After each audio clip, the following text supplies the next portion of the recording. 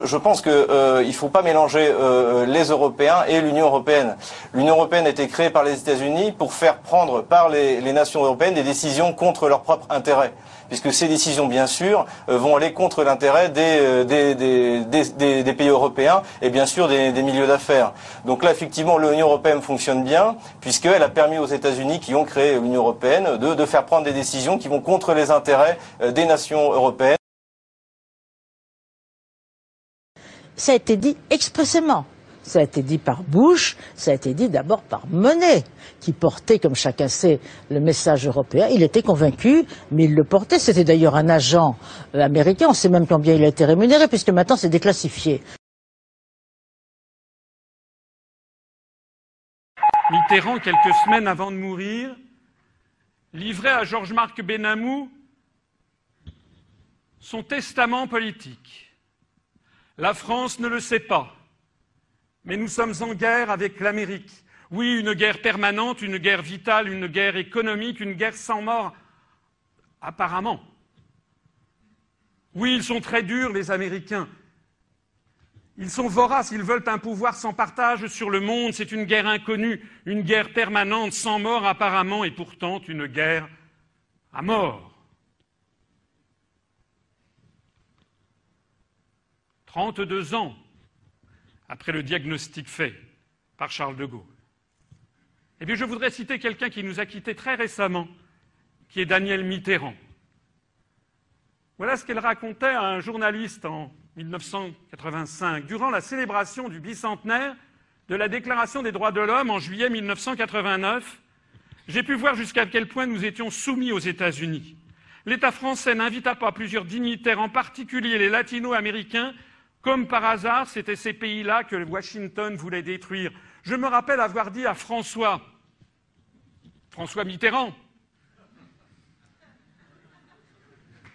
jusqu'à quel point allons-nous être dépendants de l'humeur des États-Unis, ne pas pouvoir choisir nos invités pour nos festivités, ce fut une honte.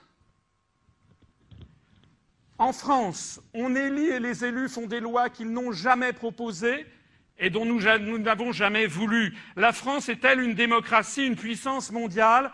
Je le dis en tant que Française, cela ne veut rien dire. Danielle Mitterrand, épouse pendant 14 ans du président de la République française, dans une déclaration au journaliste colombien M. Ospina le 28 octobre 2005.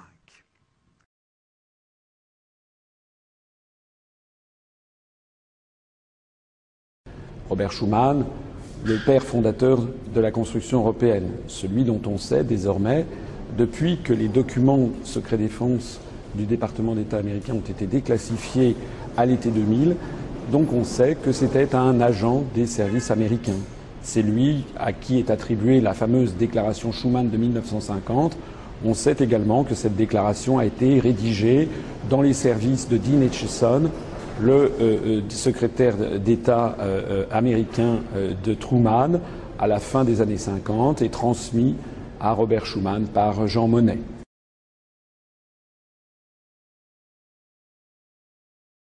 Walter Hallstein a été le premier président de la Commission européenne de 1958 à 1967. Mais c'est un homme qui a une longue histoire. Walter Hallstein est né au début du XXe siècle. C'était un juriste allemand, un juriste nazi, qui a d'ailleurs été professeur et doyen à l'université de Rostock en 1936, après avoir montré patte blanche à toutes les autorités nazies.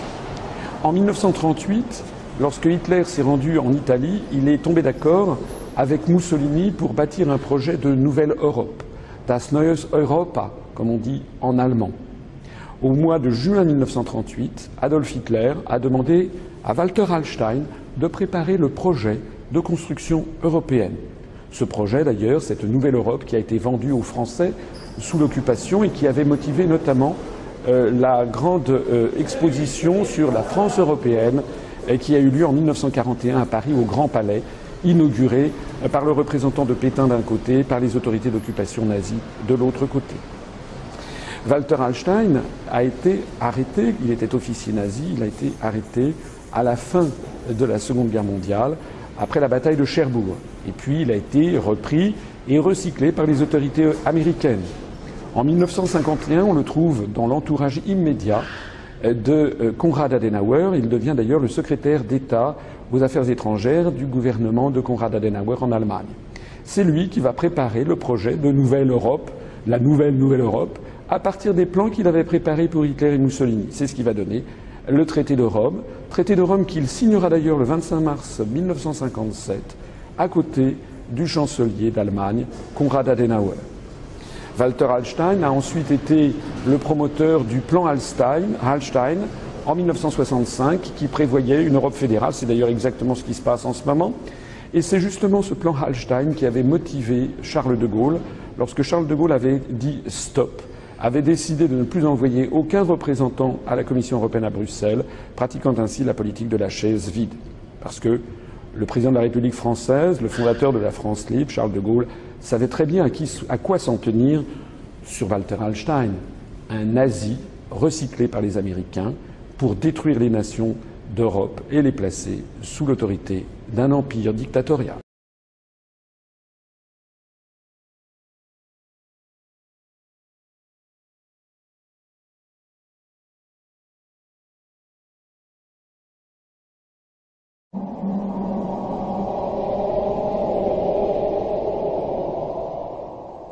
It is really puzzling to me that having just buried one monster, the Soviet Union, another remarkably similar one, the European Union, is being built.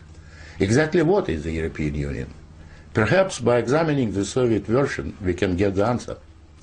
The Soviet Union was governed by 15 unelected people who appointed each other and who were not accountable to anyone.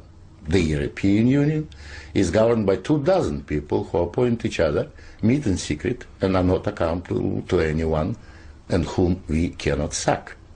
One might say that the EU has an elected parliament. Well, the Soviet Union had a parliament of a sort too, the Supreme Soviet, which just rubber-stamped the Politburo decisions, pretty much like the European Parliament does, where speaking time in the chamber is limited within each group and often amounts to 1 minute per speaker. In the EU, there are hundreds of thousands of bureaucrats with their huge salaries, their staff, servants, bonuses and privileges, their lifelong immunity from prosecution, which is simply shuffled from one position to another, no matter what they do or fail to do. Is this not exactly like the Soviet regime? The Soviet Union was created by coercion and very often with a military occupation. The European Union is being created, admittedly not by armed force, but by coercion and economic bullying. In order to continue to exist, the Soviet Union spread itself further and further. The moment it stopped spreading, it started collapsing. And I suspect the same is true of the European Union.